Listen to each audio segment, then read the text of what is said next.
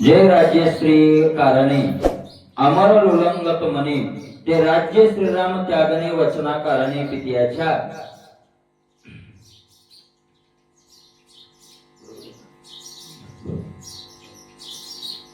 श्रीराम धर्मिष्ठ चोक पितृवचन प्रतिपाळक उद्भट राज्य सांडून देखन निघे एका एक वनवासा आहे का नाही. अशा प्रकारे आज कथेचं महत्व सांगत असताना या कलियुगामध्ये कथा किती महत्वाची आहे आणि बाकी सगळं किती गौण आहे त्या गौणत्वाचा विचार सांगत असताना दृष्टांत देत आहेत नाथ महाराज.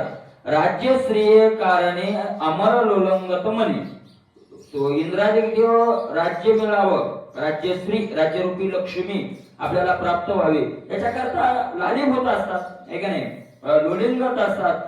पण तेच राज्य प्रभू रामचंद्रानं पित्याच्या वाचनाकरता राज्याचा काय केला त्याग केला. अशा प्रकारे श्रीराम धर्मिष्ठ चोक पितृवचन प्रतिपाळक उद्भट राज्य सांडवणे देव करणे घेय काय एक वनवासा. रामचंद्र प्रभू धर्मामध्ये किती शुद्ध आहेत चोख आहेत. तर पितृवचन प्रतिपालक आपल्या पित्याचं वचन कसं प्रतिपालन केलं. उद्भट राज्य सांडवणे देव महाराज काय राज्य काय असं काय साधं सुद्धा थोडंच होतं उद्भट अत्यंत श्रेष्ठ असलेलं राज्य पण त्या राज्याचा त्याग केला आणि निघे काय एक वनवासा. तात्काळ काय झाले प्रभू वनवासाला निघाले. वनवासाचरणी जातात सवे घेतली प्रिया सीता येणे बोले स्त्री कामता श्रोते सर्वथा न मानावी. वनवासाला जाताना प्रभू रामचंद्रांनी आपल्या पत्नीला बरोबर घेतलं सीतामातेला बरोबर घेतलं आणि सीतामातेला बरोबर घेतलं म्हणून प्रभू रामचंद्रांना कामी आहेत असं म्हणायचं कारण नाही की पत्नी बरोबर घेतली वनवासाला. तर सीतामाता कोणी सामान्य नाही.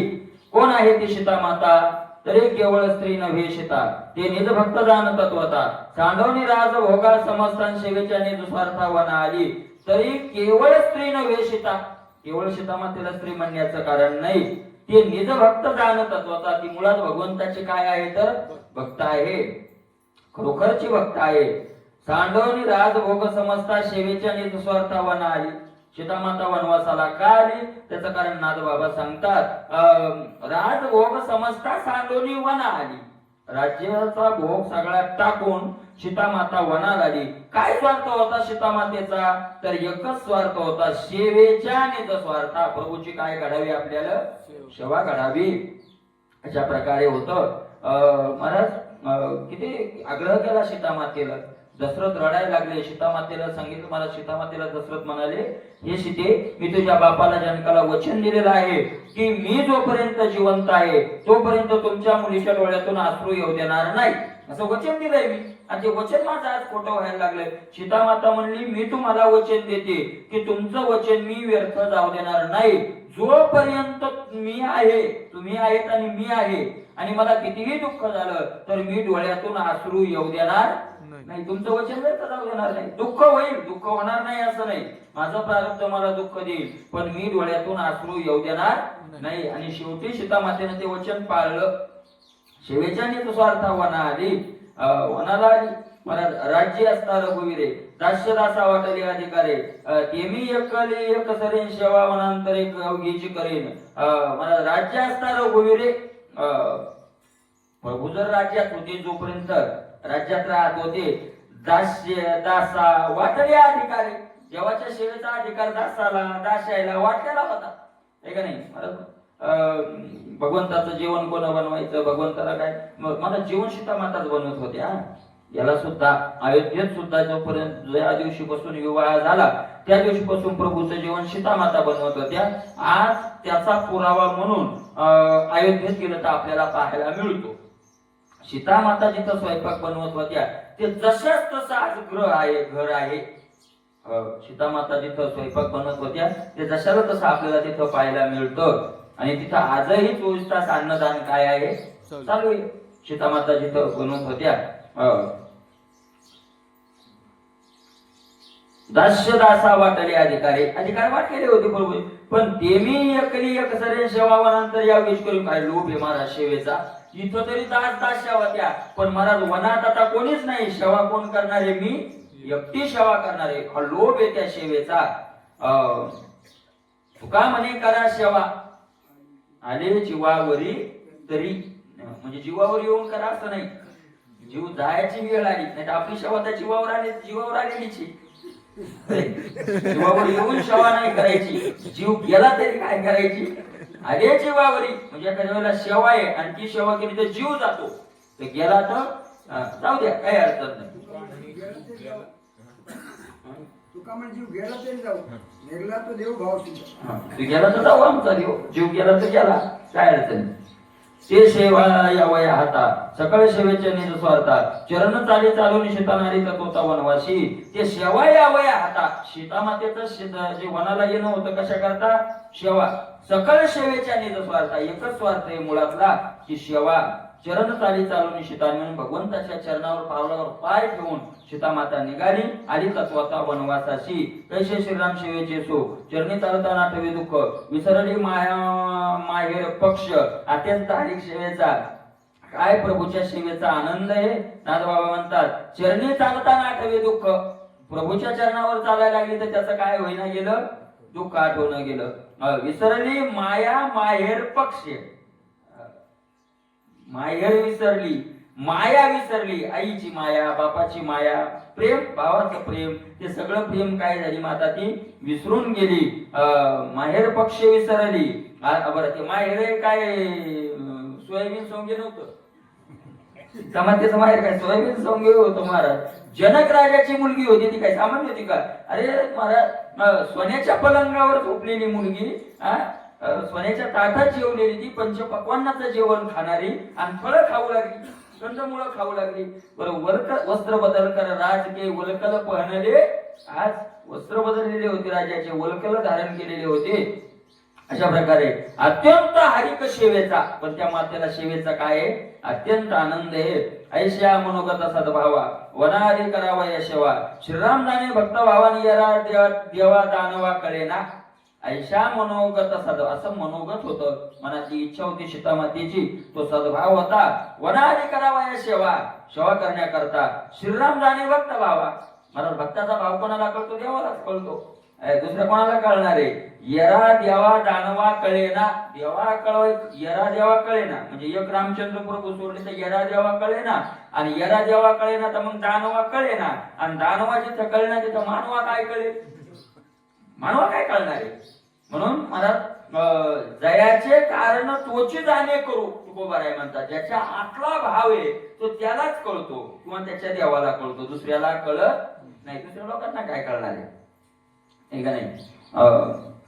निज भक्ताचे मनोगत जाणता एक रघुनाथ, का श्रीराम सेवेचा स्वार्थ जाणते निज भक्त वचन आनंदी. भक्ता महाराज भक्ताचं मनोगत काय, भक्ताची इच्छा काय, भक्ताचा भाव कसा आहे, जाणता एक रघुनाथ. कोण जाणतो, भक्त देव जाणतो. भक्ताचा महिमा 4 लाईनचे भक्त किंवा एक कोण, देव. हा विश्वे विश्वंभर परिहारची न लगे, ऐका नाही, कळावे तयाशी कळे अंतरीचे, अंतरीची घेतो गोडी, आतलं पाहतो तो आणि तो त्यालाच कळत. का श्रीराम सेवेचा स्वार्थ जाणते निज भक्त भजनानंदी, किंवा प्रभूच्या सेवेचा स्वार्थ जे निज भक्त भजनानंदी भक्त, इथं ज्याचा भक्त तो भक्त जाणतो किंवा त्या योग्यतेचा भक्त असेल तर तो काय होतो, तो भाव जाणतो. भगवत भजनाचे सुख भक्त जाणती भाविक, भाविक भजन सुख अनोळख अभाविका. भजन भगवत भक्ताचे सुख, भगवंताच्या भक्ताला जो आनंद मिळतो तो भक्त जाणती भाविक, त्या योग्यतेचे भक्त काय करतात, जाणतात. किंवा ज्याचा त्याला ते भक्त जाणतात, ज्याचा तो भक्त जाणतो किंवा त्या योग्यतेचे भक्त जाणतात. भाविक भजन सुख अनोळख अभाविका, अभाविक माणसाला ते भजनाचा आनंद कळत, अभाविकाला काय कळणार आहे. पूर्ण भाविक भक्त सीता हे कळले रघुनाथा, याला की तिची या वचनार्थानं होय धावता मृगा मागे. ऐका का देव महाराज पळाले याच्या माग, हरणाच्या माग. मला सांगा सृष्टी कोणा निर्माण केली, देवाने केली. मग ज्यानं सृष्टी निर्माण केली त्याला माहित नाही का आपण सोन्याचं हरण निर्माण नाही केलं, त्याला माहित नाही का, मग का पळाला. त्याला म्हणू नका गेडे, तसं नसतंय, सोन्याचं हरण नसतंय, सोन्याचं हरणच नसतंय, ते पशुगिरी कळत नाही का त्याला, कळतंय ना त्याला, तरी पळतोय. का पळतोय त्याचं कारण नाथ महाराज सांगतात, तिचा भाव त्याला कळाला, त्याचं तिच्या मनातलं प्रेम त्याला, भक्ती त्याला कळाली, ते भजनानंद कळाला आणि म्हणून तो पळाला. ते खरं आहे का कुठं माहित नाही. माझ्या भक्ताची इच्छा आहे ना मग मी पळणार, बायकोची नाही. कोणाची? भक्ताची इच्छा आहे ना मग वय धावता मृगा मागे, मग तो हरणाच्या मागे पळायला लागला. माईक मुर्गाचे सुवर्ण पण जरी जाणे रघुनंदन, तरी फक्त लळे पालन करी धावन मृगा मागे. मृग माईक हे, माईक म्हणजे फसवणार आहे, खोटा आहे, मिथ्या आहे, हे देवाला कळालंय. कळून सुद्धा देव हरणाच्या मागे पळाले. का? तरी भक्त लळे पालन, भक्ताचे काय पूर्ण करायचे? लाड पूर्ण करायचे, म्हणून देव पळायला लागले. बाळकाचे निछंदे दान, जेवे माऊली नाचे आपण, तेवे माया मृगा पाठी धावन करी रघुनंदन भक्त वाक्य. अरे जसं लेकराचा छंद पुरवण्याकरता आई नाचते त्याच्या पुढं, नाचत राहते. लेकरांनी ट्रक घेतलं, ते म्हणते तू तिथं राह, मी इकून गाडी सोडतो, इकून माल आला की तिकडे खाली करून घ्यायचा तू. आणि मग ती चाबी दिली की गाडी इकून सोडतो तिकडून. तिला माहित नाही का यात माल नाही, यात काही नाही, हे सगळं खोट आहे, तरी ती त्याच्या संग रंगते. का? तर ती प्रेम, त्याचा प्रेम. तसं देवाला माहिती आहे सगळे. आणि म्हणून मायारूपी मृगाच्या पाठी भगवंत पळायला लागले, कारण आपल्या भक्ताचे छंद देवाला पुरवायचे. जो राम वानराच्या गोष्टी ऐकता विकल्प न धरी पोटी, तो सीतेच्या वचनासाठी धावे मृगापाठी नवल काही काय नवल देवाला पळाला. रामचंद्र प्रभू हरणाच्या पाठीमाग पळाले, याच्यात काही तुम्ही नवल आश्चर्य करण्याचं कारण नाही. का करायचं कारण नाही? तर त्याचं सांगतात, वानराच्या गोष्टी ऐकताना सुद्धा ज्या रामाच्या मनात कधी विकल्प येत नाही. वानर काय बापा आणायचे, अहो देवा तुम्ही येऊच नका की. तो रावण काय हो, एक म्हणायचं मी गेलो की त्याच्या 10च्या 10 तोंड गुंडाळून आणतो. आता देवाला माहित नव्हतं का हे 10 तोंड याचे वानराची शक्ती नाही, पण तरी देव आनंदित व्हायचे. काय भक्त आहे, भक्ताच्या गोष्टी आनंदाने देव ऐकायचा, ऐकत राहतात. मग तो जर वानराच्या गोष्टी आनंदाने ऐकतो, तर मग हरणाच्या पाठीमागे पळाला, यात काय नवल काही? त्याच्यात नवल नाही. ज्या वेळेला बिभीषण आला, बिभीषण आल्यावर निरोप आला पुढं आणि सांगितलं बिभीषण आलाय, हनुमंतराय उभे होते. महाराज भगवंतानं सगळ्या वानरांना विचारलं आता काय करावं. वैर्याचा भाऊ आहे, शत्रूचा भाऊ आहे, त्याला तो शरण आलाय तर त्याचा स्वीकार करावा का करू नये. सगळ्या वानरांना विचारलं. कोण येतो? चतुरा तो शिरोमणी. त्याला कळत नाही बिभीषण कोणत्या भावनेला, हे कळत नाही का बिभीषणाला आता शरण आलेला स्वीकार करावा का त्याला बंदी करावं, हे कळत नाही. तरी सगळ्या वानरांना विचारतो. का? भक्ताला मोठेपणा द्यायचा म्हणून. याच्यात भक्ताला काय द्यायचा आहे? मोठेपणा द्यायचा आहे. आणि एखाद्या भक्ताला जर अहंकार आला ना, समजा मोठेपणा देता देता एखाद्या भक्ताला अहंकार आला, तर मात्र देव त्याचाही मग त्याच्याकडे दोन्ही आहे. पहा, अहंकार जर आलं तर त्याचा तो काय करतो, त्या अहंकाराचं निरसन. तिथं अहंकार आला होता महाराज, त्या भगवंतानं सगळ्यांना विचारलं. आणि सगळ्यांना विचारल्यावर त्या हनुमंतराय उभी होती. हनुमंतरायाला विचारलंच नाही, हनुमंतराय उभी होती. महाराज याला विचार, त्याला विचार, जागवंताला विचारलं, अंगदाला विचारलं, बाकी सगळ्यांना विचारू लागले, लक्ष्मणाला वगैरे विचारलं. कोणी कोणी मना नाही सांगू लागलं. मग चर्चा सुरू झाली ना, देवा आम्हाला वाटतं असं, आम्हाला वाटतं त्याला बांधून टाका, तो शत्रू आहे, शत्रूचा भाऊ आहे, तो आपला भेद जाणण्याकरता आला असेल, असं सगळं काही सांगू लागले. भगवंतानं महाराज सगळ्यांना विचारलं आणि हनुमंतरायाला विचारलं नाही. हनुमंतरायाने काहीच म्हणले नाही मनानं. का? हनुमंतरायाला माहित होतं. हनुमंतराय म्हणजे सगळे म्हणतात त्याला बांधून टाका, पण माझे प्रभू काय म्हणतात ते अजून कळालं नाही. आणि ज्या वेळेला प्रभूचा विचार कळेल त्यावेळेस आपला विचार देऊ. हनुमंतरायाला माहिती होतं की याला काय करायचंय, शरणच यायचंय. कारण हनुमंतराय मध्यंतरी होते ना, जरी तिच्या हाती संत कृपावंत हनुमंतरायानं आणलं होतं त्याला विश्वास देऊ. हनुमंतराय म्हणले त्याला शरणच घ्यायला लावणार देवाला मी, पण अगोदर देव काय म्हणतात ते पाहू द्या. आणि भगवंतांनी सांगितलं तुम्ही काही म्हणले तरी माझं प्रीती शरणागता वज्रपंजर. शरण आला त्याला अभय द्यायचं, त्याचा स्वीकार करायचा. महाराज हे म्हणल्यावर तो वालीचा भाऊ होता, तो काय त्याचं नाव सुग्रीव. सुग्रीवाला राग आला महाराज. सुग्रीव मनात म्हणला, तुळशीदासजी गोड भाव लिहितात, सुग्रीव मनात म्हणला, काय म्हणला, या देवाला जर त्या रामाला जर त्याला शरणच घ्यायचं होतं तर आम्हाला विचारलंच कशाला. आम्ही सगळे नाही म्हणलो. मग आम्हाला विचारलं सगळे मंत्री नाही म्हणतात तर आता पुन्हा निर्णय काही नाहीच घ्यावा राजानं. मग मला आहे कोण आहे हा राम? मी काही सामान्य आहे का? आम्ही काही अशासाठी आलो का? आमचा अपमान झाला, आम्ही आमचं सैन्य घेऊन आता वापस जातो असं मनात म्हणला तो. मनात म्हणला. रामचंद्र प्रभू कळालं. रामचंद्र प्रभू म्हणले ऐक सुग्रीवा, तिथं मला स्पष्ट तुळशीदासजीचे शब्द येतं, असं समजू नको की तुझे सैन्य घेऊन आला म्हणून रावण मारणार आहे. रावण मारायला राक्षस मारायला मलाही जायची गरज नाही. मग जगमहो सखा निशाचर जेते लक्ष्मणो हनय निमिषमहो येते. एक जगमहो सखा निशाचर जेते, जेते निशाचर जगमहो, जगात जेवढे राक्षस येतात सखा माझा बंधू लक्ष्मणो, माझा जो भाऊ लक्ष्मण आहे ना, हानय निमिषम होते ते एका निमिषात मारतो, एका क्षणात. माझी गरज काय तिथं? आणि मग तिथं माझीच गरज नाही सुग्रीवा, तिथं तुझी काय गरज आहे?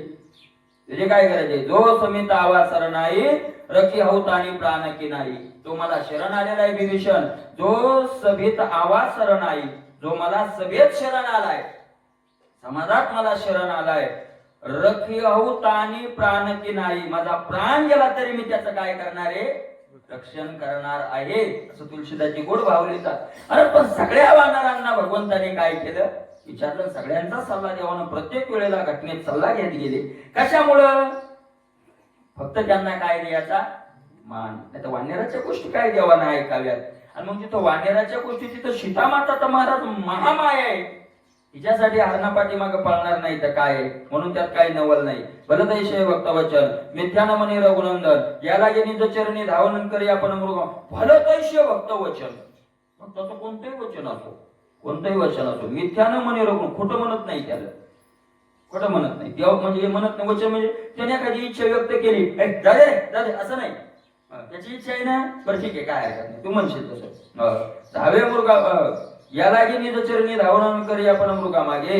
योम भक्तवाक्य उठावटी, जो पायी धावे मृगा पाठी, ज्याचे चरण रजो अनुकुटीन वंदिती मुकुटी शिवादी सर्व. महाराज भक्ताच्या वाक्यासाठी जो पायी धावे मृगा पाठी, पायी जे धरावे तुका म्हणी दास, पुरविता होसी म्हणून पुरवतो देव म्हणून. मला पळाले देव आणि पायी पळाली. पायी पुन्हा पायी शब्दाचा अर्थ पायात काय नाही, कारण 14 वर्ष पायात काही घातलेलं नव्हतं. हरणाच्या माग पळायचंय पुन्हा. हरण म्हणजे पळायला काय सगळ्यात किती स्पीड न पळत होती, आणि त्याच्या माग बिना चप्पलचे देव पळायला लागले. कोणता देव आहे तो? ज्याचे चरण रजू अनुकुटी वंदिती मुकुटी शिवादी, ज्याच्या चरणाचा रज भगवान शंकर काय करतात? यम ब्रह्मा वरुणेंद्र रुद्र मरुत स्तुन्वंती देवे स्तवेर वेदे सांग पदन निषदर गायंती यम सामगाः ध्यानावस्थित गतेन मनसा पश्यन्ति यम योगिनो यशांतम न विदुसुरासुर गणा देवाय तस्मै नमः. इंद्र चंद्र महेंद्र यातेची पूजेती, श्रुती शास्त्रे काय यातेची स्तवेती, सिद्ध महामुनी सिद्ध यानी आराधेती, निळा म्हणे तो जोडला सांगा देव. असा आहे मला तो इंद्र चंद्र महेंद्र यातेची पूजिती. सगळे भगवान शंकर ब्रह्मदेव याच्या पायाची नाही पायाच्या धुळीची अपेक्षा करता तो देव पायी पळायला लागले. बघा तुम्ही किती असेल ते नवल आहे का काय महाराज. तो मृगामध्ये धावता जाण पावन केले पाषाण, त्याच्या चरणानन्य शरणाभिवंदन सद्वावे. मला जेव्हा भगवंत जेव्हा हरणामाग पळाले, ज्या ज्या दगडाला पाय लागले त्या दगडाचा काय झाला? उद्धार. ज्याच्या मातीला पाय, मला अनंत जन्माचे ऋषी तिथे येऊन पडले असतील, अनंत जन्माचे ऋषी तिथे येऊन पडले. अशा प्रकारे आणि मला सारखे ते सगळ्यांचा उद्धार केला. याचा तर ऋषीमुनी तीर्थावर महाराज तेथील तृण आणि पाषाण तीही देव जाणावे. दगड माती झाड. त्याशी प्रेमानंद बाबा एकाने विचारलं, वृंदावनला राहायचंय म्हणे, तिकडं सगळं विकायचं, हे वृंदावनला राहायचं, भजन करायचं. इथं जागा सुद्धा मिळाली, पण जी जागा मिळाली त्या जागेत एक झाड आहे आणि घर बांधण्याकरता ते झाड तोडावं लागतं. तो काय करावं? त्यांनी सांगितलं तोडू नको. मग त्या सांगितलं मग काही इलाज नाही, पण मग घर बांधल्या जात नाही. ती म्हणे वृंदावनला राहू नको, दुसरी जागा मिळत नसेल तर काही फरक पडत नाही. पण एखादा महात्मा त्या झाडाच्या रूपानं तिथं असू शकतो. त्या महात्म्याचा जर तू तोडलं आणि जर तो शाप लागला तर तू किती वृंदावन राहिला तर फायदा होणार आणि अनेक घटनाही तशा आहेत. तो मृगामागे दावे आपण पावन केले पाषाण, पाषाण पावन केले. म्हणून मला त्या भूमीवर आपल्याला सगळ्याला माहिती भगवान शंकर पार्वती माता आळंदीत गुरून चालली होती विमानात. भगवान शंकरांना आळंदीची भूमी आल्यावर सांगितलं खाली विमान घ्या. काहीच नव्हतं तिथं आणि तिथं भगवान शंकर मातीत लोळायला लागले. पार्वती मातेने विचारलं काय झालं, सांगितलं हजारो वर्षांनी ते एक महात्मा जन्माला येणार आहे. मग ज्ञानोबा आले. हजारो वर्षांनी जन्माला येणारे त्याच्या अगोदर भगवान शंकर लोळू लागले त्या मातीत.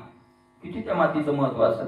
एवं महापुरुषाचे चरण अभिवंदने करीत स्तवन. डॉक्टर बाबांनी सांगितलं महाराज इतरत्र 12 वर्ष तुम्ही अनुष्ठान केलं, 12 वर्ष तुम्ही अनुष्ठान केलं आणि आळंदीत 3 वर्ष केलं तरी फळ सारखंच. म्हणजे इतरत्र 12 वर्ष पारायण केले आणि आळंदीत किती दिवस, आळंदीत म्हणजे माऊलीच्या तिथं किती दिवस केले, 3च दिवस. तर 12 वर्षाचं फळ आणि 3 दिवसाचं फळ समान आहे. त्याच्या चरणाने शरणाभिवंदन सद्भावे. अशा भगवंताच्या चरणाला अनन्य भावानं सद्भावानं मी वंदन करतो. एवं महापुरुषाचे चरण अभिवंदने करीती स्तवन कलियुगी कीर्तने जन्म परम पावन नित्यमुक्त. असे महापुरुषाचे चरण अभिवंदने करीती स्तवन. महाराज हा परमात्मा जो ज्यानं सगळं काय केलं आपल्या पावलानं, ऐका नाही, सगळ्या याचा उद्धार केला, ऐका नाही. पण कुणामुळं भगवंत धावले, मुळात विषय आहे की सीतामातेमुळं, भक्तामुळं. वानेराचा काय ऐकलं, भक्तामुळं. आणि देव ज्यांचा शब्द मोडत नाही अशा महात्म्याचे चरण सगळे देव वंदन करतात. नाही नाही नाही नाही, तो देव महादेव मोठा देव तो सुद्धा देव इच्छी रज चरणीची माती धावत चालती मागे मागे. ते काय कीर्तनी त्यांची वंदी माथा चरणीचे रज वंदी शूळपाणी नाचती कीर्तनी त्यांचे माथा चरणीचे रज वंदी शूळपाणी. जे कीर्तनात नाचतात ना, कीर्तनात नाचतात त्यांच्या पायाची माती भगवान शंकर डोक्यावर लावतात. चरणीचे रज वंदी कोण, शूळपाणी भगवान शंकर. अशा प्रकारे कलियुगी कीर्तने जनन परम पावन नित्ययुक्त. एवढे श्रेष्ठ कलियुगात ते लोक होतात कोण, जे कीर्तनामध्ये रंगतात. कीर्तन सांगणारा असो, कीर्तन ऐकणारा असो, कीर्तनामध्ये जे जे कोणी सहकार्य करणारे असो. समर्थाची या पंक्ती भोजनी तळलेल्या वळलेल्या वरी एकाची पक्वानी तैसे श्रवणे अर्थे पठने मोक्षेची लाभे.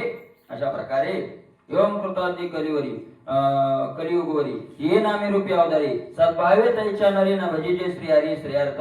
यामुळं कलियुगामध्ये महाराज तसं तर कृतयुगापासून कलियुगापर्यंत नामे रूपी अवतारी सद्भावे तैच्या नरी भजिजे. रूप वेगळी वेगळी असतील, पद्धत वेगळी वेगळी असेल, पण प्रत्येक युगात त्याचा रूपाचं नामाचं गुणगान करणं, रूपाची सेवा करणं हेच काय परंपरा चालत आलेली आहे. भजिजे श्री हरी श्रेयार्थ. श्रेष्ठ प्राप्तीची इच्छा असेल तर कोणाचं भजन करावं, श्री हरीचं. त्या माझी कलियुगाची थोरी वनिजे सद्भावी ऋषीश्वरी. येथे हरिकीर्तनावरील मुक्तीचारी वळगाण्या. आणि त्यातल्या त्यात कलियुगात तर महाराज मग आता कलियुग तर कीर्तनातच आहे का नाही. कलियुगामध्ये थोरी एवढी आहे, एवढी सगळ्या ऋषींनी कलियुगाचा महिमा गायला. कलियुग वाईट नाही, एका बाजून वाईट आहे पण एका बाजून खूप चांगला आहे कलियुगापेक्षा. महाराज कलियुगाचा महिमा सगळ्या ऋषींनी वर्णन केला. एकदा काय कधी म्हणते असं एवढा कथा येते पहा. व्यास महर्षी सगळे ऋषी अनेक ऋषी एका जागी आले आणि वाद सुरू झाला की श्रेष्ठ युग कोणतं. काही म्हणले कलियुग, काही म्हणले सत्ययुग, काहीतरी काही द्वापार, असं सगळ्या ऋषी. मग म्हणले सगळे आपण चला व्यासाकडे. व्यास समुद्राच्या तीराला राहत होते, चला व्यासाकडे. सगळे व्यासाकडे आले. तर व्यास समुद्राचं स्नान करू लागले ऋषी आले आणि एक शिष्य होता बाहेर, त्याला विचारलं व्यास तर म्हणजे स्नानाला गेले, मग चला समुद्राच्या कडीला. गेले समुद्राच्या कडीला. तर व्यास स्नान केलं आणि ऋषी कडीवर आले आणि बाहेर येऊ लागले. आणि बाहेर येता म्हणजे धन्य कली हो, धन्य कली हो, धन्य कली हो असं म्हणत आले. आणि मग त्यांचं ते देवपूजा झाल्यावर सगळं झाल्यावर त्या ऋषीने विचारलं, महाराज आमचा एक प्रश्न आहे, आम्ही आलो की युग कोणतं श्रेष्ठ आहे? ते म्हणजे येतानीच उत्तर दिले तुम्हाला, धन्य कली, धन्य कली, सगळ्यात युग कोणतं धन्य आहे? कलियुगे, कलियुगे, कलियुगे. मग सगळ्यांनी व्यासांना विचारलं आणि व्यासांनी तिथं वर्णन करून सांगितलं. ते नाथ महाराज इथं त्या घटनेचा थोडक्यात उल्लेख करतात की वाणिजे सद्भावी ऋषीश्वरी, ऋषी मध्येही ईश्वर असलेले व्यासाने त्या कलियुगाचं काय केलेलं आहे? वर्णन केलेलं आहे. येथे हरिकीर्तनावरी मुक्तीचारी वळ. या कलियुगात काय महिमा आहे? कलियुगात फक्त हरिकीर्तन करा, हरीचं कीर्तन केलं रे केलं, मुक्तीचारी वळगण्या, वळगण्या, वळगणं शब्दाचा अर्थ आहे सेवा करणं. चारही मुक्त्या काय करतात? सेवा करतात. कशानं? फक्त कीर्तन. मला कीर्तन नसलं ना दुसरं काही करा, काही फायदा नाही. म्हणजे नामापाशीच्या चारी मुक्ती ऐशे बहुता ग्रंथी बोलिले, सगळ्या मुक्ती येतात मला, सगळ्या मुक्ती येतात. आणि कीर्तनाची आवड नसेल, हरिकीर्तनाची आवड नसेल तर तुकोबा याचा एक अभंग आहे बघा, लटिके ते ज्ञान, लटिके ते ध्यान, जरी हरि कीर्तन प्रिय नाही. ज्ञानी आहे पण कीर्तन आवडत नाही, ध्यान लावतो पण काय आवडत नाही? ते ज्ञान मिथ्या आहे, काही कामाचं नाही, ते खोटं म्हणजे फळ न देणार आहे. मला दिसायला तिथं असलं खोटं. कशा खोटं आणि खऱ्याची व्याख्या काय आहे? ज्याच्या कार्यापासून फळ मिळत नाही ते मिथ्या मानलं जातं. वस्तू सारखीच आहे. मला सांगा, 500ची नोट ही खरी आणि 500ची खोटी. खोटी कशावरून ठरली? कारण तिच्यावर काहीच मिळत नाही. नोट दिसायला सारखीच. सामान्य मला आपल्या तर लक्षातही येत नाही. तिथे जे जाणते त्याच्या दुकानदार वगैरे त्यांच्या लक्षात येतं. पण खोटी का मानले गेले? कारण तिच्यापासून काही फळ मिळत नाही. कोण्या दुकानात गेली तर फेकून देतात. तसं दिसायला साधन सारखंच आहे पण खोटं का मानले गेलं? जे फळ मिळायचं ते मिळत नाही. जरी हरिकीर्तन प्रिय नाही, कीर्तन जर त्याला आवडत नसेल, लटिकाचे दम बघ हाताला दुकान, आणि मग त्यानं ते करतोय ते त्यानं दम म्हणत ते दुकान घातले, दुकान लोक फसवायला. चाळे विजय जन पोटासाठी जन फसवण्याकरता त्यानं ते दुकान. लटिकेचे केले वेदपारायण, वेदपारायण, वेदाचं पारायण केलं. लटक जरी नाही स्पुंदन प्रेम कथे, प्रेम जर कथेत येऊन आपल्याला कंठ काय? कंठी प्रेम दाटे नैने नीर लोटे, हृदय प्रगटे रामरूपासन. लटिके ते तप लटिका तो जप. हे तप लटक खोट, मिथ्या, तो तूप नाही. लटिका तो जप, त्या जप केला, चालूच जप, पण तू खोटा, काही फायदा देणार नाही. कोणाचा सदस्य ऐका आता. आळस निद्रा झोप कथा काळी. कथेत ज्याला आळस येतो आणि कथेत ज्याला झोप येते त्याचं तपय खोट आणि त्याचा जपही खोटा. तुम्हाला काही संशय सोपवायचं? ते म्हणते दिवशी म्हणे मग लय संशय आले तर पण पुरावे तुकाराम महाराजाचे म्हणून काय बोलता येईल. तुकाराम म्हणजे मला खोटं म्हणायला चालतंय, म्हणजे सोपं आहे हे काही सांगते, पण तुकाराम महाराज कसं मला काही सांगते संशय तरी आलाय. तुम्ही जर सांगले ना, आम्ही जर तिथून नाही ऐकलं तर कुंभपाक भोगावं लागतो. वासत्या आभोरी कुंभपाक नाही कुंभपाकच भोगावं लागतो. मग लटके आळस निद्रा झोप कथा काळी, कथा काळी आळस, कथा काळी निद्रा, कथा काळी झोप. म्हणजे हे कसं काय खोटं? मला सांगा, मला त्यालाच झोप कत येते ते ज्याची खरी इमानदारी ना तिथे निष्ठा नाही. तुम्ही मान्य करा का नका करू, काही करा. कशावरून? मला सांगा, 50,000चं बंडल गेलं मस्तनी झोप लागली असा माणूस आहे का? किती झोपतून उठवा. 7 दिवसाचा जरी जागा असला आणि 8व्या दिवशी झोपला आणि तासभर झोपला, 7 दिवसाचा झोपलेला माझ्यावर आणि मला जसा उठवला कोण लाखाचं बंडल लावून टाकलं. नाही बाबा, हे घे लाख रुपये पण मोजून घे, एखादी नोट कमी जास्त असेल तर मला झोप लागते का? झोप लागेल का? एखादा पुन्हा पैसे जो आकर्षण तो काय महाराज? माणूस किराणा दुकानावर गेला, ओ दुकानदार काय 2 किलो साखर द्या. संध्याकाळची वेळ झाली होती, दिवस मला 2 किलो साखर द्या. आणि ते दुकानदार गल्ला मोजू लागलं. पोरांना 2 किलो साखर, ते गल्ला मोजू लागलो. याचा साखर घेतला, याचं कामही झालं तरी 1, 2 त्याचे पैसे. पण आकर्षण आहे ना, अरे झोप कस काय लागते आळस मित्रा झोप का टाकाळी लटिके ते जप लटिके ते तप नाम नावडे तो करील बोरे नाही त्याची खरी चित्त शुद्धी. चला ज्याला नाम आवडत नाही त्यानं किती झालं तरी त्याचं खरं चित्त शुद्ध झालेलं नाही. ते तो म्हणत असला मी शुद्ध चित्त आहे मला कोणाचा मळ नाही मग आपल्याला कोणाचा द्वेष नाही ना आपण कोणाचं वाईट व्हावं वाटत नाही ते वरवरच्या गोष्टी तुकोबा राय म्हणतात. नामाची आवड नाही त्याचं चित्त शुद्ध झालेलं नाही. तुका म्हणे आयशे गरजेती पुराणे मी नाही सांगत तुकोबा राय म्हणतात असं कोण गर्जना करायलंय पुराण. तुका म्हणे नाही विश्वासाच्या म्हणी पाहावी पुराणे विचारून शिष्टाचे वचने मागेलाई संत महात्म्यांचं असंच वचने म्हणून मी काही वेगळं सांगतो असं नाही. अरे कथेची आवड नसेल कलियुगात तर खूप तुकोबा राहायचे. मी सांगितलं ना खूप अभंग आहेत मला तुकोबा राहायचे. यम कृतादी कलियुगवरी आता हरी कीर्तनावरील मुक्ती चारी वळगण्या आणि जर शुद्ध कीर्तन केलं तर चारी मुक्त्या वळगण्या. चारी मुक्त्या काय होतात शिवेला येतात. अवधारी राया सर्वज्ञ धन्य धन्य कलियुग दाना जे सर्व स्वार्थ हरिकीर्तन नामस्मरण अवधारी राया सर्वज्ञ हे सर्वज्ञ असलेले राजा आई काय आहे कलियुग धन्य धन्य कलियुग दाना. सगळ्यात श्रेष्ठ कलियुग कोणतं आहे कलियुग. धन्य धन्य भाग्य आम्ही कलियुगात जन्माला आलो धन्य कलियुग धन्य. ऐशे कलियुगाच्या मुळे झाले सत्याचे वाटोळे धर्माचे वाटोळे त्याचं कारण आहे कीर्तनात नाही आले त्याची वाटोळी केली. कलियुग काय कोणाचं वाटोळ करत नाही महाराज. कलियुग अरे कलियुग त्याला डोक्यावर घेऊन नाचतो ज्या कीर्तनात काय आवडे म्हणून कीर्तनचा अंग होय अंग. अरे पण किती सोपं आहे. मौलिक ज्ञानोबा राय म्हणतात जरी मंत्र्याची वैरी मरे तरी वाया का बांधावे कटारे रोग जाय दूध साखरे तरी कडून निंब का प्यावा. नाही का नाही मला सोपं आहे ना सोपं आहे ना. श्रवणाचे विषय काय फक्त लक्ष देऊन ऐकायचं बस. तुका म्हणजे सोपी आहे सर्व शहाणा तो धनी घेता. तुम्हाला सांगू का थोडक्यात आता उदाहरण आपल्याचं कीर्तन किती लक्ष देऊन ऐकावं आपण तरी जास्त की जास्तच आहे त्याच्यापेक्षा पण एक उदाहरण आपल्या पुरतं सांगतो.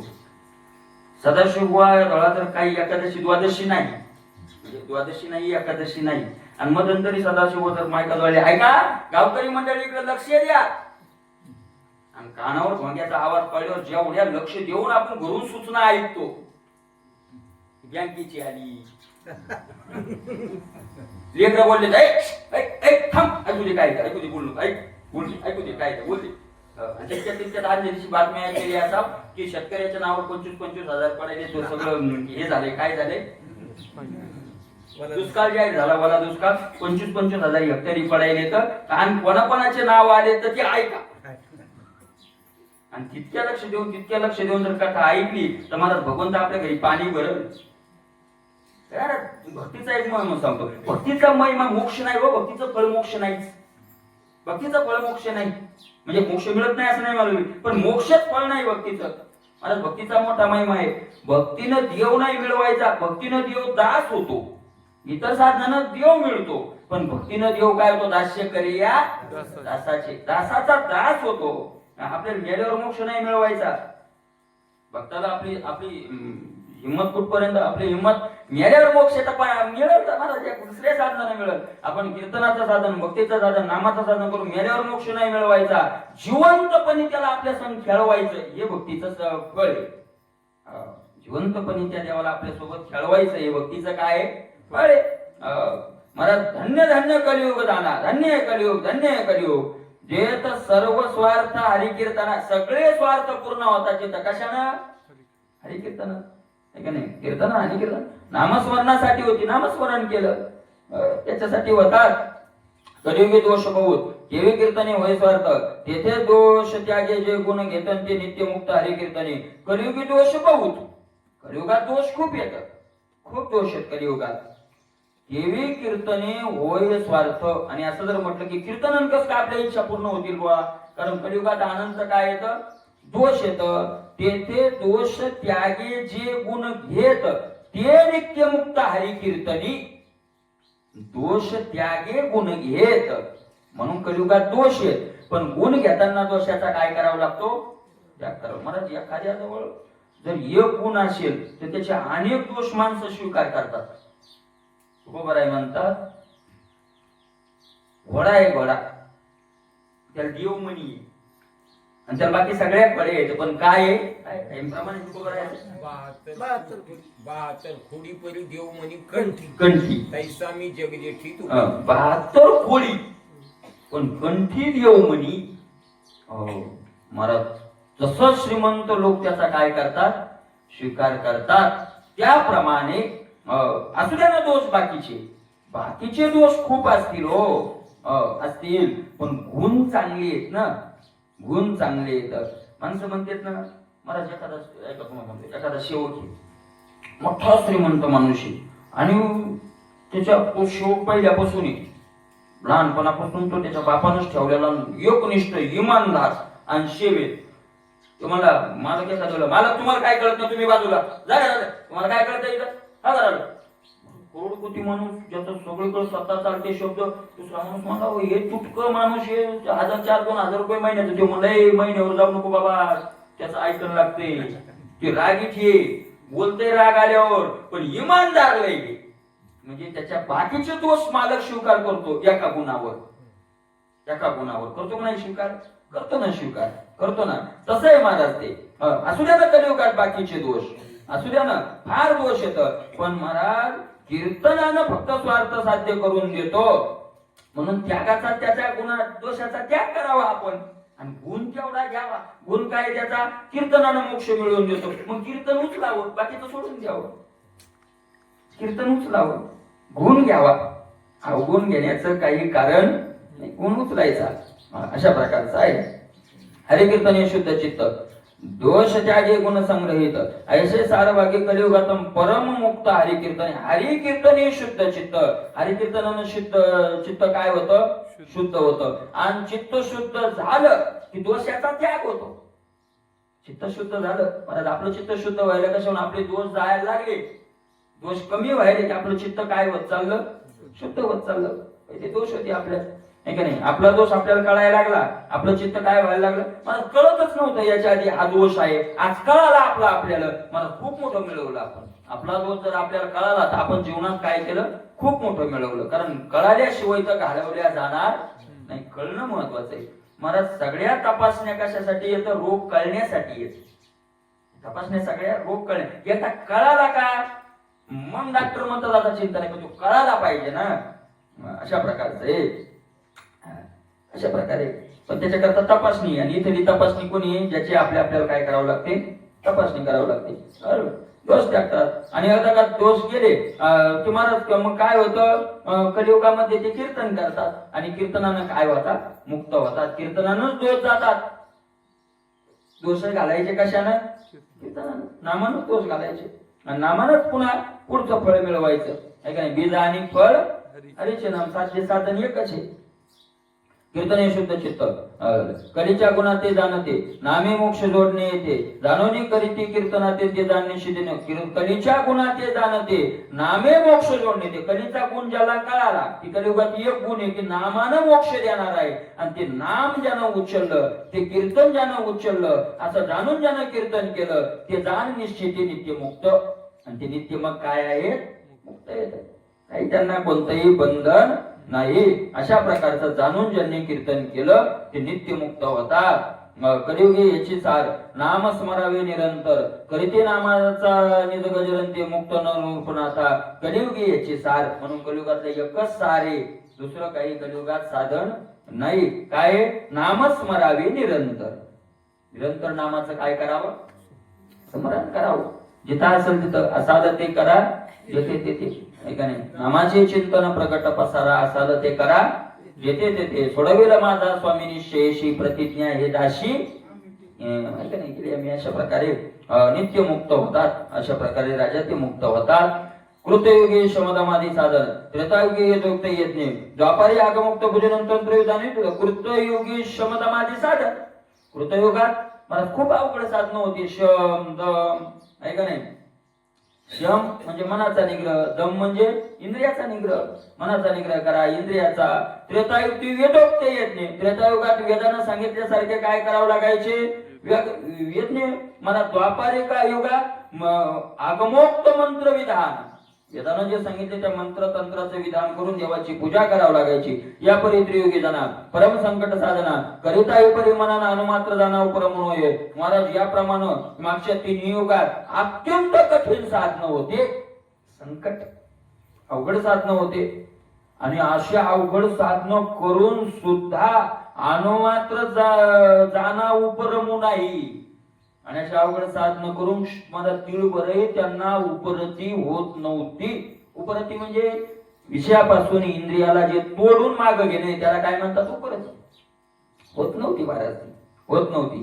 ती अवघीच साधने कलेने लाजविली कीर्तने. अशाच प्रकारे तुकोबारायचं याच अर्थाचं प्रमाण अवघीच साधने कले लाजविली कीर्तने. लाज वाटली बाकीच्या साधनेला, आपलं चालतच नाही तिथं काही, नाही का नाही. अवघेच कलीने लाजून टाकले. जे गाताना तर आपण वश्य करणे परमात्मा. बरं सोपं आहे मला साधन, किती सोपं आहे महाराज. बाकीच्या साधनाला हा अर्थरी शिवीजे युक्तीचे निमापे इथं काय महाराज, भजन करायचं 2 तास 4 तास आणि पंगत आणायची. त्याचा अर्थ स्वैराचार्य आणायचे असा होत नाही बरं. पोटभर खायचं, विधीनं जे शास्त्रात सांगितलं तेच खायचं, पण पोटभर आणायचं, काही बंद नाही. पुन्हा तेवढंच भजन करायचं. अशा प्रकारे याचे करावे कीर्तन. अशा प्रकारे वश्य करणे परमात्मा. पंढरपुरात सांगतात एक महात्मा होते कोल्हापूर साहिबचे, आणि ते बाबा राऊत बाबा सांगतात, त्यांनी पाहिले त्यांना महाराज ते कमीत कमी 18 का 20 भाकरी खायचे. भाकरी सुरायचे ना, दणकावून आणायचे. कोणी म्हणलं किती का ते म्हणजे वाद करायला 2 गोष्टी हायगाई करायची नाही, पोट भरायला हायगाई करायची नाही बसणार, पण ताळ घेतला म्हणून 5-5 तास पावले खायचे. विठोबा रुक्माई विठोबा रुक्माई विठोबा. खायला हायगाई नाही आणि भाजणारे काय नाही, पोटभर खायचं आणि पोटभर भजन करायचं म्हणजे तोच वार करी. असं गुळगुळा वाजती टाळ नाही.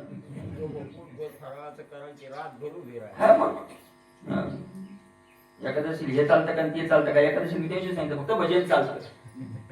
भजन जो करतो तो काय खाल्लं काय नाही खाल्लं काय माहिती नाही. निराहार राहिला, निर्जला एखादशी केली, दिवसभर दुसऱ्याची निंदा केली, काय ते निर्जला काय फायदा होतो महाराज, महापाप होतो. म्हणून अशा प्रकारे आहे कीर्तने.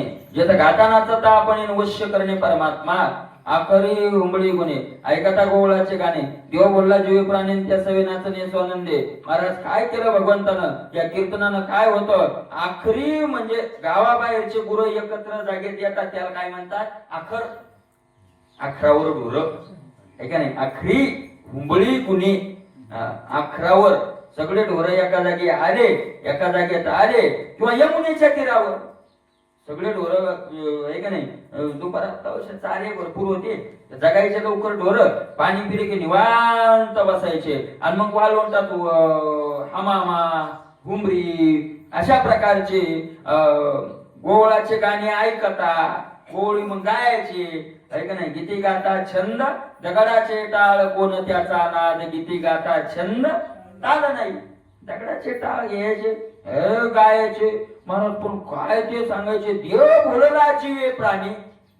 देव जीवे प्राणी त्या गायनावर त्या खेळावर काय झाला, भुलला. त्या सवे नाचणे स्वानंदी देव नाचायचा.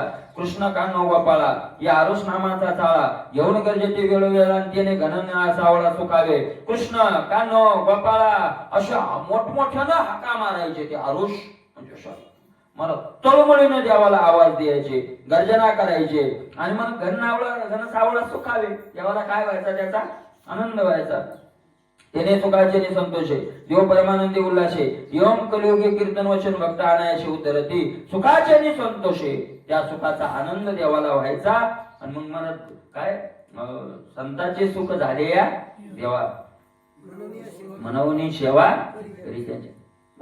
संतांचं सुख जर देवाला झालं तर तो सुखरूप आहे शेदूजे कोण सांगा. तो सुखरूप आहे. आणि सुखरूपाला जर दुसऱ्याचं उष्ण सुख मिळत असेल, घ्यावं लागत असेल तर सुखरूप कसा, असाही प्रश्न तिथे येतो. तर त्याचा उत्तरच ते, तो मुळात सुख स्वरूप आहे.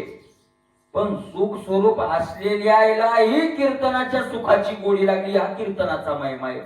सुख स्वरूपाला सुद्धा आपलं सुख कमी वाटावं कीर्तनाच्या सुखापुढे, एवढं कीर्तनाचं सुख आहे.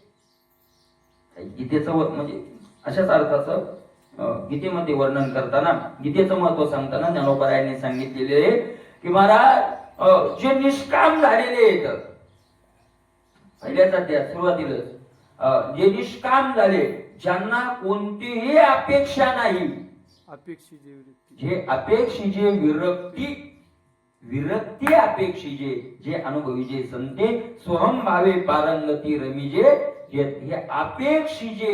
कोण अपेक्षिजे? विरक्ती. मला ते अपेक्षिजे हे गीतेचं महत्व आहे. तसं कीर्तनाच्या सुखाचा हा महिमा आहे की सुखाचं स्वरूप असलेलं देव तो सुद्धा कीर्तनाच्या सुखात. मग संतांचं सुख देवाला झालं तर कोणतं सुख झालं? कीर्तनाचं सुख. संत जे कीर्तन करतात ते कीर्तनाचं सुख देवाला झालं ना बाबा, तेच सांगतात. त्याने सुखाचे संतोषे देव परमानंदी उल्हासे घेऊन कलियुगी कीर्तन वशन भक्तानायसे उतरते. कीर्तनाची गोडी देव निवडी आपण. देवानं मला ती गोडी आपला स्वतः निवडली की मला ती गोडी आवडते. कोणती? कीर्तनाची. आणि त्याला काय आवडतं? तर कीर्तन आवडतं. मला भक्ती करणं त्याचंच नाव भक्ती करणं आहे. आपल्या मनाने भक्ती करणं ती भक्ती नाही. देवाला जे आवडतं ते करणं म्हणजे काय करणं आहे? जेव घालणं पाहुणचार खरा तेव पाहुणचार आहे की पाहुण्याला जे आवडतं ते करणं.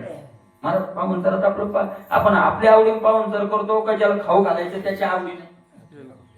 आपल्या आवडीने. आता तुम्हाला शुगर झाली, पुरणपोळ्या केल्या, लय आवडेल का तुम्हाला? पण त्या घरच्याला आवडतं तुम्ही काय राव पुरणपोळी आवडत नाही तुम्हाला? अरे मला नाही आवडत बाबा, आता काय करा? एका घरी जेव्हा गेलो भागवत चालू होतो, भूक लागली बरं तर ते भागवत झालं म्हणजे त्याला जेव्हा पुरी भाजी केली. आता आपल्याला पुरी भाजी जेवणात आवडत नाही.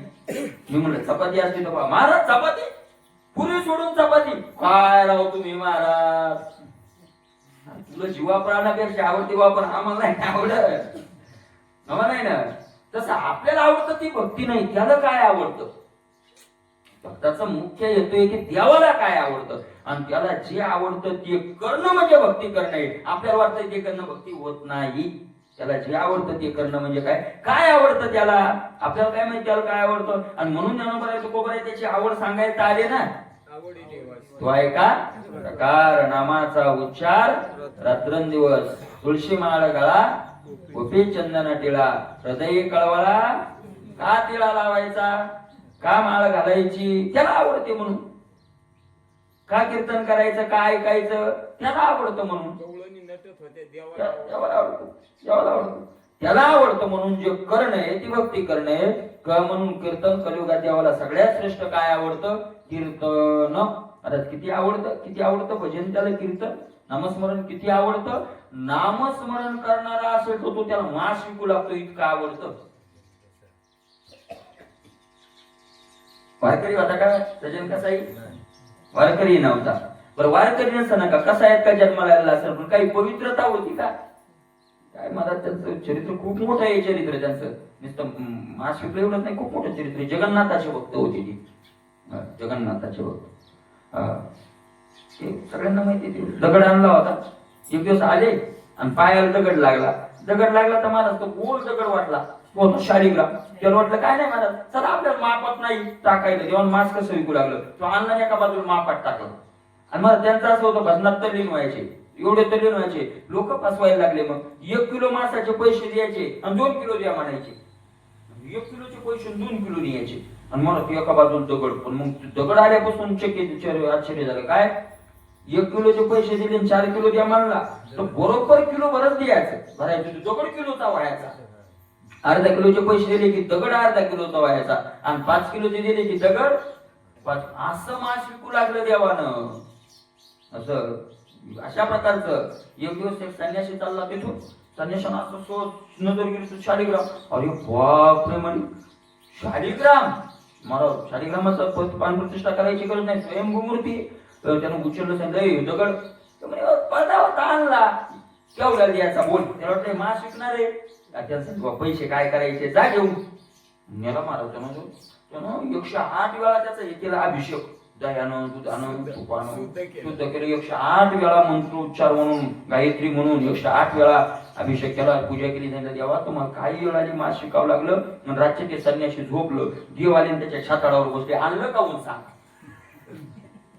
त्याला वाटलं पहिल्यांदा वाटलं स्वप्न आहे. आपल्या दिवसभर आपण चिंतन केलं स्वप्न आहे, नेऊन टाकण्याचा जीव घेईल. त्याला वाटलं स्वप्न आहे. मला ते झोपलं पुन्हा. देव वाटलं असं ऐकत नाही. देव दुसऱ्यांदा छाताडावर बसले. नळड दाबलं, श्वासच घेता येईल. मला आणलं का म्हणतो अरे पण देवा तुम्ही मास, तुला काय करायचं, मी मास शिकल नाही तर काही करेल, नेऊन टाकतो म्हणलं आपलं. आणि मग उचललं तिथून त्यानं. दुसऱ्या दिवशी सकाळी गेला, महाराज तुमच्या पाया पडतो, काय अधिकार आहे, देवाला तुमच्या वाचून कर म्हणते. म्हणजे कुठेही देऊ सांगितली सगळी कथा. आणि मग संजय कसांच्या दिवशीपासून मास शिकरीचा धंदा बंद केला. काय भक्ती पिशे लागली देवाची, काही वेळ लागला मला. आणि त्या दिवशीपासून मास विक्रीचा धंदा बंद केला. पुढची कथा त्यांचा खूप मोठा विस्तार आहे. मग जगन्नाथपुरीला निघाले दिंडी सोबत वगैरे अशा प्रकारचं आहे. आणि मला पण भक्तीची त्याला एवढी, कीर्तनाची त्याला भक्तीची काय आहे, आवड आहे. भक्तानायाशी उद्धरती, सहज उद्धरून जातात. कीर्तन आवर्तन मिळी, जळती पापाच्या वडवाळी. भक्त उद्धरती तत्कालीन हरिनामे कली दाटुगा. कीर्तन आवर्तन मिळी, आवर्तन आवर्तन आवर्तन म्हणजे सारखं पुन्हा पुन्हा विठ्ठल विठ्ठल विठ्ठल विठ्ठल विठ्ठल विठ्ठल विठ्ठल सारखं करणं. जळती पापाच्या वडवाळी, पापाचे मोठाले मोठाले महाराज डोंगर, पापाचे मोठमोठाले रान, ते काय म्हणतात जंगल, काय होऊन जातात, जळून जळती वश्याचे डोंगर. शुद्ध होते नारीनर. कोणते नारीनर? गाती ऐकती सादर, जे पवित्र हरिकथा, पवित्र हरिकथा जे ऐकती. मला पवित्र शब्द कुठं लावायचा इथे भानगडी. हरिकथा पवित्र म्हटलं, पवित्र जर हरिकथेला लावला तर मग अपवित्र हरिकथा असेल तर अपवित्र लावला. तर पवित्र हरिकथा आणि पवित्र अपवित्र हरिकथा दोन प्रकारची हरिकथा आहे. ती कथेकून पवित्र अपवित्र नाही, करणाराकडून ऐकणाराकडून पवित्र अपवित्र तिला केल्या जात. अशा प्रकारचं पवित्र अपवित्र. संसारिक इच्छा धरून कथा करणं हिला संतांनी काय म्हटलंय?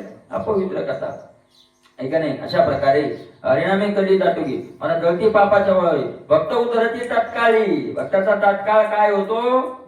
उद्धार होतो, उद्धार होतो लगेच. हरिनाम उदाहरण नाही महाराज, लगेच तात्काळ. हरिनामे कली दाटोगा, असं श्रेष्ठ हरिनाम आहे कलियुगामध्ये. कलियुगी याची त्वरी नाम संकीर्तन वारी, सहो वर्णा मुक्त करीन तेत न विचारे श्री शूद्र. पण कलियुगात महाराज हरिनामाची त्वरी एवढी आहे की काय, सहो वर्णा मुक्त करी. ब्राह्मण क्षत्रिय वैश्य शूद्र चांडाळ हे अधिकार आधी करून ही यश आहे. सगळ्यांना इथं काय आहे? अधिकार. कथा करण्यात सगळ्यांना अधिकार आहे, कथा करण्याचा सगळ्यांना अधिकार आहे, पण फळ मिळवण्याचा अधिकार पुन्हा वेगळा आहे. कथेत तो असा अधिकार, कथा लागायला सगळ्याला अधिकार आहे, पण कथा अशी करावी लागते की त्या कथेतून अधिकार मिळून मग पुढचं काय मिळतं आपल्याला? फळ मिळतं. आणि ते तर न विचारी स्त्री शूद्र, वेदू अत्यंत कृपणो झाला. स्त्रीवर्गाचे काने लागला, स्त्री शूद्र दिकाशी आबोलन धरून ठेला. अद्यापि वेद महाराज माऊली ज्ञानोबराची याच अर्थाची वैवी. वेद अत्यंत कृपणू झाला, त्रिवर्णाच्या ठिकाणी लागला. ब्राह्मण क्षत्रिय आणि वैश्य ठिकाणाचा अधिकार दिला, पण हरिकथेनं शूद्राला सुद्धा काय देऊन टाकला? अधिकार देऊन टाकला. तिथे गीतेचं वर्णन करताना ज्ञानोबराय असं म्हणतात, मागील वेदाची उनी फेडावया, मला गीता भगवंतानं सांगितले अशा प्रकारे. स्त्री शूद्राधिका बोला धरी ठेला अद्यापि सगळ्यांना अधिकार आहे. ते वेदाचे अति विनून उदरी हरिनाम कीर्तन, स्त्री शूद्रांचे जनन उद्धरण हरिनामे. वेदाचे अति, वेदाचा कमीपणा जो होता तो महाराज या हरिकीर्तनानं घालवला. सगळ्यांना काय दिला? अधिकार. शूद्र अंत्य कोणी असो, उदरण हरिनामे. कीर्तने स्वधर्म वाढे, कीर्तने स्वधर्म जोडे, कीर्तने परब्रह्मातुरे मुक्ती कीर्तना पुढे लाजवणे जाय.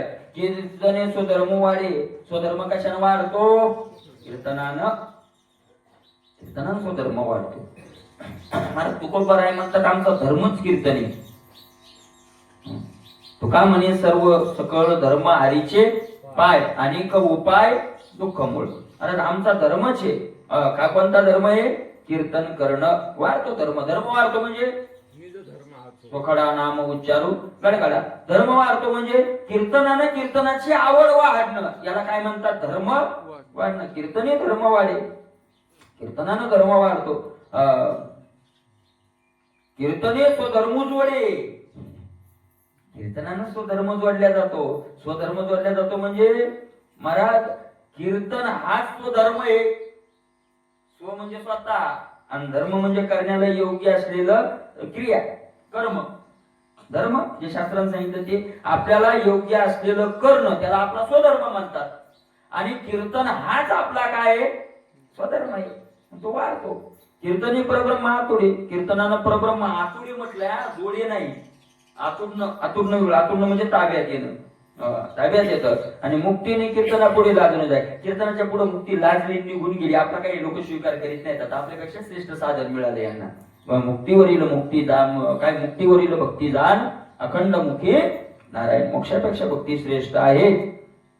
कीर्तनानंदे चारी मुक्ती हरिभक्ता ती वरू येते. भक्त त्या ते उपेक्षित तरी पाया लागती दास्यत्वी. कीर्तनानं चारही मोक्ष त्याला वरण करायला येतात. आमचा स्वीकार करा, आमचा स्वीकार करा भक्ताला म्हणतात. पण भक्त त्या ते उपेक्षित, भक्त त्या मोक्षाची काय करतात? उपेक्षा करतात. मग उपेक्षा करतात तरी पाया लागती दास्यत्वी. मोक्ष तुमचा देवा तुम्ही दुर्लभ तो ठेवा. मद भक्तीची आवडी नाही अंतरी ते वडी. अपुऱ्या प्रकारा करा जताना दातारा. तुमचा श्रेष्ठ असतात तुम्ही तुमचा सांभाळा, आम्हाला ते लागत नाही. मदभक्तीची आवडी पाया लागतात त्या मोक्ष. एवढी कलियुगी प्रचिती कीर्तनाची परम ख्याती. राया जानगाने शितीन विकल्प चिती धने दर्शी. एवढी कलियुगी प्रचिती महाराज. कलियुगामध्ये एवढं श्रेष्ठ साधन जर कोण असेल तर काय आहे? एवढा श्रेष्ठ एवढं आश्चर्य या साधनानं केलं काय की मोक्षाला सुद्धा लाजायला लावलं. एवढं कार्य या कीर्तनानं केलं. राजा हे अगदी निश्चित आहे, हे खरं आहे. याच्यामध्ये यचकिंचितही तू विकल्प धरू नको. याच्यात संशय धरू नको, संशय धरू नको. मला संशय जर आपल्याला साधनात येत असेल, संतांनी सांगितलेल्या साधनावर, संतांनी सांगितलेल्या महिमेत, कीर्तन महिमा असो तीर्थ महिमा असो, त्याच्यात जर संशय येत असेल तर समजा आपल्याजवळ पाप आहे. दृढ विश्वास बसायला पुण्य लागतं. अन्नमान धन येतो प्रारब्धात, याच्यावर दृढ विश्वास आपला बसत नाही. कारण आपलं काय आहे त्याच्या पाठीमाग? पाप आहे. आणि तुका म्हणे नाड पाप टाके हिताळ. ज्ञानोबराई सुद्धा हेच म्हणतात पापच आहे. तुका म्हणे या शब्दाचा जया विश्वास नाही साचा. तो आधम जन्मांतरीचा जया पंढरी नावडे. धन्य धन्य भीमातीर चंद्रभागा सरोवर पद्मतीर्थी विठ्ठल वीर क्रीडास्थळ वेणुनाद. अशा प्रकारचा या शब्दाचा जया विश्वास नाही तो जन्मांतरीचा आधम. तो अनंत जन्माचा कोण आहे? आधम, पापाचीच मूर्ती असा तो आहे. जोडीवरी जोडी जोडून या जोडी जेणे गुंडारले दोरी. भिकेचे आवडे तया नावडे पंढरे. करंटे कपाळ ज्याचे नाम नये वाचे. सदैव सभाग्य तोची एक हरी रंगीनाचे. याचा विश्वास नसेल अशाच प्रकारे संतांनी सांगितले. खूप श्रेष्ठ साधने कृत त्रेता द्वापाराशी निषोध नाही नामाशी कलियुगे नामापाशी चारी मुखी दाशी सोय होती. महाराज मग या युगात नामे मग कृत त्रेता द्वापार कोणताही युग असो नामाला केव्हाच विरोध नाही, निषेध नाही. पण त्या युगात नाम घेतलं तर पवित्र आहे. पण कलियुगात ते त्याच्यापेक्षा महत्वाचं आहे. कारण कलियुगात दुसरी साधनच नाही. नामापरते साधन नाही नाही कलियुगी. कलियुगात दुसरं काय नाही, साधन नाही. आणि हे साधन सोपं आहे. तुका म्हणे सोपे आहे सर्वांनी. पाहता आणि काची मत. दुसऱ्याचं पाहायला गेलं तर काय होतं? महाराज तुकोबा तर म्हणतात कोणी काहीतरी केली आचरणे माया कीर्तने. तुका म्हणे तुम्ही करा घाटापाटा नका जाऊ वाटा. आमच्या का मागा लागले? तुम्हाला जे करायचं ते करा. आम्ही तुम्हाला आड येणार नाही. आमचं आम्हाला कीर्तन करू द्या, आमचं आम्हाला नामस्मरण करू द्या. कलियुगी नामापाशी चारी मुक्ती दाशी सोय होती. दाशा होतात महाराज चारी मुक्ती. रिद्धेशुद्धीद्वारे अंगण झाडती ब्रह्मादिक उच्चिष्ट काढी ती. ब्रह्मादिक देव त्याच्या घरचं उष्ट काढायला सदाशिवा झोप लागायची तुम्हाला. घरचं ते लटिकेत येत जप लटिकेत येत असं करू नका तुम्ही. अशा प्रकारे होतं. एवढं नामाचं काय महत्व आहे, एवढं नामाचं महत्व. ते नाव आठवण पहा मग महात्म्याचं. नामधारक महात्मा होती असं म्हणतात. आता या काळातली म्हणजे 50 वर्षातले आता 2-3 दिवस झाले त्यांचं चरित्र आहे.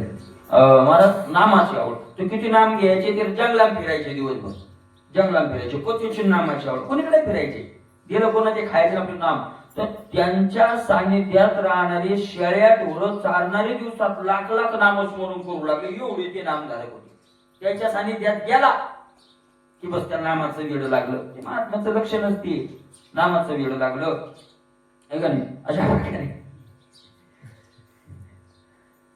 आपल्याजवळ कोणी येऊन बसलं त्याला विठ्ठल विठ्ठल म्हणायची बुद्धी व्हावं, त्याला वाटावं आपण ज्ञानेश्वरी वाचावं गाथा वाचावं.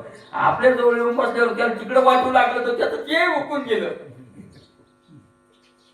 प्रत्येकाचं लक्ष नसते, नाही त्याची विचार तिकडून त्याला वाटलं की माझा जवळ जाऊन बसू आणि काहीतरी आपण ज्ञानेश्वरीचं वव्या फव्या विचारू. तर ते विचारायला आलं वव्या आणि कुठं का दिसतात सोयाबीनीकडे गेलं, त्याला ध्यानच नाही राहिलं. तो त्याचा महिमा नाही सदाशिवा. कारण असं शास्त्रात मानतं की प्रत्येक माणसाच्या बाजूला 25 फुटापर्यंत त्याचे रजकण त्या चित्ताचे वास करतात. दुष्टाचे सुद्धा वातावरण असतं की सज्जन जिथं आहे तिथं ते वातावरण जर चालतं आणि दुष्ट आहे त्याच्या बाजूला तेवढं. म्हणून दुष्टाच्या लांब मला दुर्जनाचे भयतारा धरावे त्यावरी पिसाळल्यावरी धावे. पिसाळ आता चांगलं होतं पण संकट लागलं गेलं वाया. गेलं म्हणजे पिसाळ कुत्र आलं तर माणूस किती लांबून पळतं, जितक्या लांबून पळतो तितका दुष्ट आला तितक्या लांबून पळावं. त्याच्या एवढं सुद्धा जवळ पिसाळ्या जाऊ नये. देशाच्या त्या दुर्जनाचा भलानो हे अंग संग गोळीला शे त्याग देशाचा त्याग. अशा प्रकारचे त्या देशाचा म्हणजे त्याचे जितक्यात हे त्या देशाचा नाही तर भारतातून कुठं जाता. तर देशाचा शब्दाचा अर्थ त्याचा जेवढं त्याचं ते हे झालेलं आहे, त्याचा देश पसरलेला आहे 25 फुटापर्यंत इतक्यापर्यंत. महाराज पंढरपूरचं वर्णन करत असताना पंढरपूर महात्म्यात असं सांगितलंय की पांडुरंगाच्या मूर्तीपासून 25 हातापर्यंत मूर्तीची सत्ता आहे. तेवढंच महात्म्य, जेवढं मूर्तीच्या दर्शनाचं महात्म्य तेवढं 25 हातापर्यंत कुठेही पूजा केली तर कोणाची होते, मूर्तीची. आणि सांगितलं की 25 हातापर्यंत जर आपण थुकलो तर ते मूर्तीवर थुकल्याचं पाप आपल्याला लागतं. 25 हातापर्यंत 25 हात म्हणतात याचा हात लांबा याचा हात आखू. कोणाच्या हाताने मोजायचं, पुन्हा सगळ्या कटकटी. तर ज्याच्या हाताने त्याच्यासाठी तेवढं 25 हात.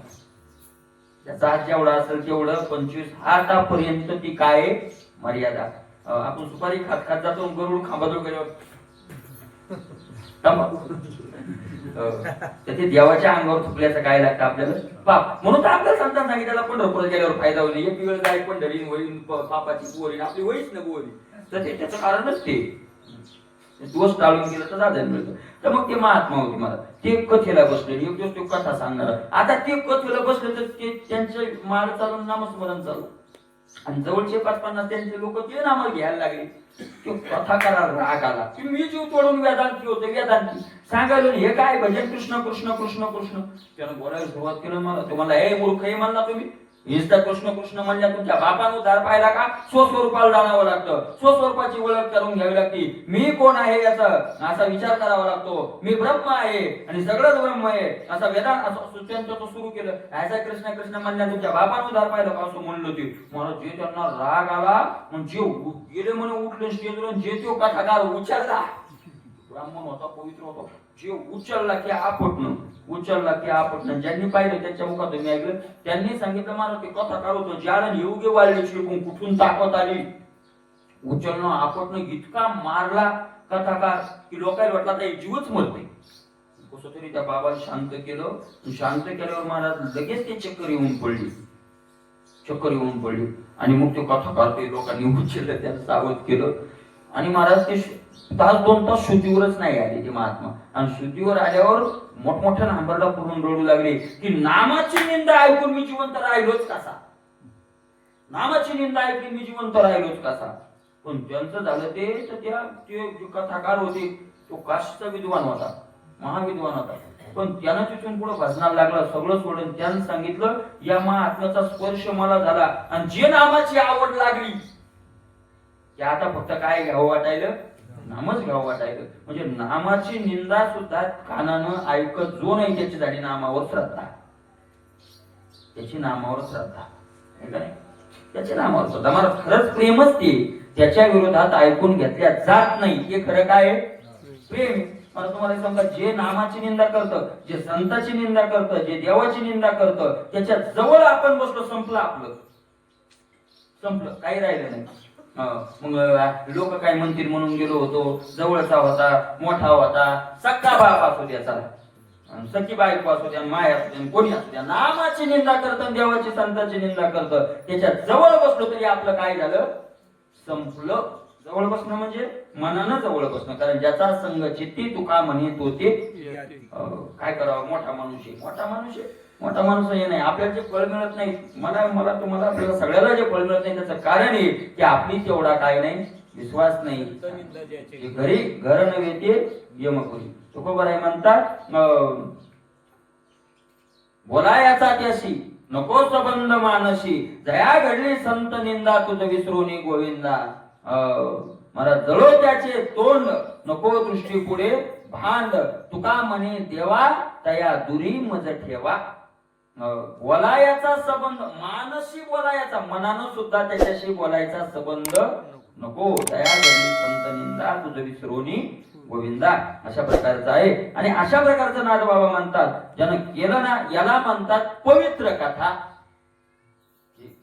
पवित्र कथा म्हणतात ती एवढ्या श्रद्धेने केलेली कथा, ती कथा काय पवित्र आहे. भगवंताकडे आपण प्रार्थना करूयात की अशी श्रद्धा आमच्यात येऊ द्यावी आणि आम्हाला सुद्धा त्या कथेचं प्रेम लागावं, अशी भगवंताकडे मागणी करून बाकी येऊ द्या. पुंडलिक करू द्या विठ्ठल.